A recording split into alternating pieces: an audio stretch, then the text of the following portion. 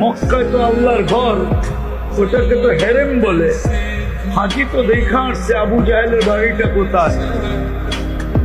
বুড়া থেকে বুড়া হাজিও যখন দেখে আবু জাহেলের বাড়িটা, পেশাব যদি নাও আসে তারপরও বলে একটু দাঁড়া, আমি দেখি কষ্ট করে 2 ফোঁটা ওর কপালে দিয়া যাওয়া যায় কিনা।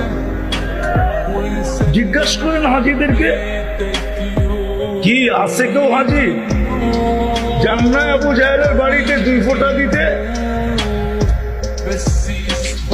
ওর বাড়িটা তো বিলকুল মারোয়ার সাথে লাগানো।